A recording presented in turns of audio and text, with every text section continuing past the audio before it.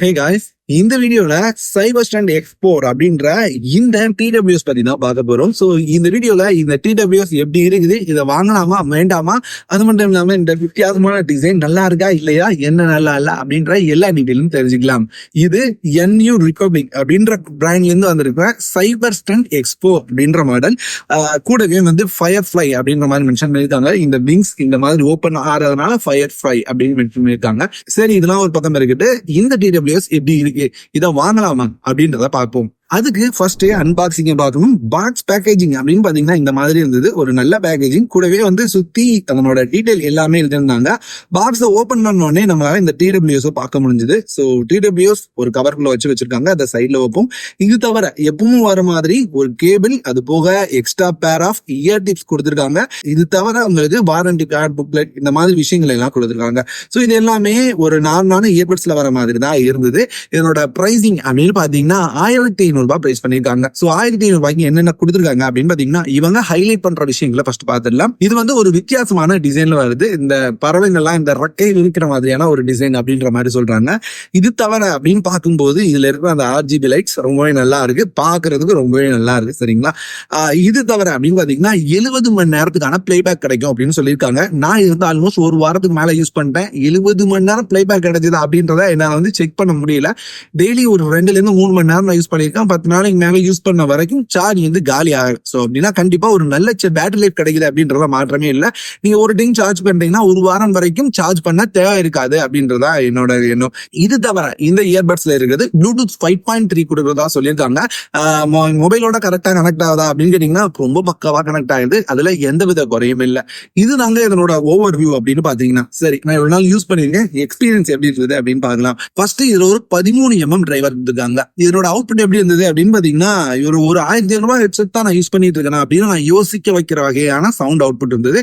ஆமா, ரொம்ப அதிக பேஸ் கொடுக்காம ஒரு தேவையான அளவு பேஸ் கொடுத்துட்டு வாய்ஸ் கிளாரிட்டி எல்லாம் நல்லா ஆக்கி ஒரு பாட்டு கேட்டோம் அப்படின்னா கண்டிப்பா கண்டினியூவா கேட்டுட்டே இருக்கலாம் அப்படின்ற மாதிரியான ஒரு ஃபீலா கொடுத்தது இந்த இயர்பட்ஸ்.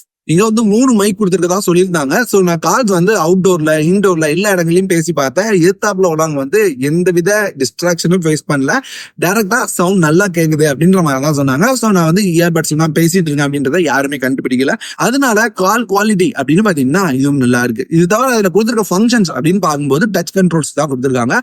லாங் பிரஸ் பண்ணும்போது உங்களுக்கு 3 மோடுக்குமா இருக்கும். ஒன்னு ANC ஆன், இன்னொன்னு ANC ஆஃப், இன்னொன்னு என்வாயன்மெண்டல் மோட்.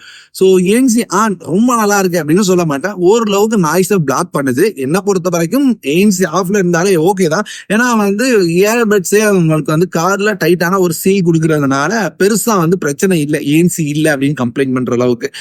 இதுவே என்வாயன்மெண்டல் மோட் எனக்கு ரொம்ப இடங்கள்ல யூஸ்ஃபுல்லா இருந்தது. ஏன்னா அதிகமா நான் யூஸ் பண்ணும்போது வெளியே உள்ள சவுண்ட் கேட்கணும் அப்படின்னு நினைப்பேன். ஸோ இந்த என்வாயன்மெண்டல் ஆன் பண்ணும்போது வெளியே யாராவது பையன் பேசினா கூட அதை அழகா எடுத்து காதுல தந்துருது. ஸோ என்வாயன்மெண்டல் மோட்ல நீங்க வந்து கேட்கும் போது கண்டிப்பா வெளியே இருக்கிற சவுண்டையும் உங்களால எக்ஸ்பீரியன்ஸ் பண்ண முடியும், சாங்கை எக்ஸ்பீரியன்ஸ் பண்ண முடியும். அது எனக்கு பிடிச்சிருந்தது. அடுத்து இந்த டச்ல கொடுத்த ஒரு விஷயம், வால்யூம் அப் அண்ட் டவுன் கொடுத்தது எனக்கு ரொம்ப பிடிச்சிருந்தது. ஆமா, ரைட் சைட் சிங்கிள் டேப் பண்ணும்போது நமக்கு வந்து வால்யூம் கூடும், லெஃப்ட் சைட் சிங்கிள் டேப் பண்ணும்போது வால்யூம் குறையும். இதுவே லாங் பிரஸ் பண்ணோம் அப்படின்னா அந்த ANC மோட், ANC ஆஃப், இது எல்லாமே நம்ம பார்த்துக்க முடியுது. அதே மாதிரி டபுள் டேப், ட்ரிபிள் டேப்லையும் ஒரு சில விஷயங்களை பண்ணியிருந்தாங்க. ஸோ அது ரொம்பவே நல்லா இருந்தது. ஒரே டச் கண்ட்ரோல், அதுல நிறைய விஷயங்களை பண்ண முடிஞ்சது அப்படின்றது ரொம்ப நல்லா இருந்தது. அடுத்து 15 நிமிஷம் சார்ஜ் பண்ணோம் அப்படின்னா 200 நிமிஷத்துக்கான பிளேபேக் கிடைக்கும் அப்படின்னு சொல்லியிருந்தாங்க. சோ அதை வந்து செக் பண்றதுக்கான டைம் கிடைக்கல. அது மட்டும் இல்லாம கேமிங் மோட் அப்படின்னு பாத்தீங்கன்னா 40 மில்லி செகண்ட் வரைக்கும் லோ லேட்டன்சி மோட் இருக்கு அப்படின்னு சொல்லியிருந்தாங்க. சோ இந்த ரெண்டு மட்டும் என்னால செக் பண்ணி பார்க்க முடியல. ஏன்னா வந்து நான் ஒரு இயர்போன்ஸ் யூஸ் பண்றேன் அப்படின்னா ஒரு சாங் கேட்கறதுக்கு, மூவி பாக்குறதுக்கு இந்த மாதிரி தான் யூஸ் பண்ணுவேன். சோ இந்த மாதிரி யூஸ் பண்ணும்போது கண்டிப்பா எனக்கு ரொம்ப நல்லா இருந்தது. கரெக்டா சொல்லணும்னா நான் இதுக்கு முன்னாடி வந்து போட்டோட ஏர்பாட்ஸ் மேக்ஸ் தான் யூஸ் பண்ணியிருந்தேன். அதுவும் 1000 1500 அந்த பிரைஸ்ல வரதுதான். சோ அதை வந்து எந்த ஹெட்போன் எனக்கு கிடைச்சாலும் நான் அதை மாத்தினதே இல்லை. ஆனா இந்த ஹெட்போன் வந்ததுக்கு அப்புறம் நான் அதை தேடவே இல்லை. ஃபுல்லா இதை தான் யூஸ் பண்ணிட்டு இருந்தேன். ஃபர்ஸ்ட் டைம் யூஸ் பண்ணது செக்கிங்காக, அடுத்த டைம் யூஸ் பண்ணது ஃபுல்லா பிடிச்சிருக்கு அப்படின்றதுக்காக. சரி, பிடிச்சது ஒரு சில இருந்தாலும் பிடிக்காத விஷயங்கள் அப்படின்னு ஒரு சில இருக்கு. ஃபர்ஸ்ட் இதுல இருக்கிற அந்த லைட்டிங் நல்லா இருக்கு, இருந்தாலும் நான் நைட் டைம்ல கேட்கும்போது சுத்தி வெளிச்சம் அடிச்சுட்டே இருக்கு, ரொம்ப பிரைட்டா அடிக்குது. எனக்கு வந்து இதை ஒரு ஆஃப் பண்றதுக்கான ஆப்ஷன் கொடுத்துருந்தாங்கன்னா நம்ம ஆஃப் பண்ணி வச்சிருக்கலாம். அது மட்டும் இல்லாம சரி, நிறைய பேருக்கு பிடிக்கும், கேமர்ஸ்க்கு பிடிக்கும். ஸோ ஆஃப் பண்றதுக்கான ஆப்ஷனாவது அவங்க கொடுத்துருக்கலாம், ரிமூவ் பண்ணாட்டியும். ஸோ இது எனக்கு பிடிக்கல. ரெண்டாவது அந்த டச் பிளேஸ்மெண்ட். ஆமா, நான் எப்பவுமே ஒரு ஹெட்போனை காதுல இருந்து கலத்துறேன் அப்படின்னா இந்த இடத்துல பிடிச்சு கலத்த மாட்டேன், இந்த இடத்துல பிடிச்சு கலத்துவேன். ஸோ இப்போ கூட அது வந்து ஆன் ஆயிடுச்சு. ஸோ இந்த இடத்த பிடிச்சு கலத்தும் போதே வந்து அந்த டச் வந்து ரெஸ்பான்ஸ் ஆயிடுது. அதனால நான் ஏஎன்சி ஆஃப் பண்ணி வச்சிருந்தா கலத்தும் போதே ஏஎன்சி ஆன் ஆயிடுது. அதே மாதிரி ஏஎன்சி ஆன்ல இருந்து தான் கலத்தும் போது என்வாயன்மெண்டலுக்கு போயிருந்து, அதாவது லாங் ப்ரெஸ் பண்றதுனால. ஸோ இந்த ரெண்டும் தான் எனக்கு இதுல பிடிக்காததா இருந்தது. மற்றபடி எனக்கு வந்து இதை குறை சொல்ல முடியல. குறிப்பா இந்த ஃபோன் நல்லா இருக்கும் நல்லா இல்லையோ அது உங்களோட ப்ரிஃபரன்ஸ்.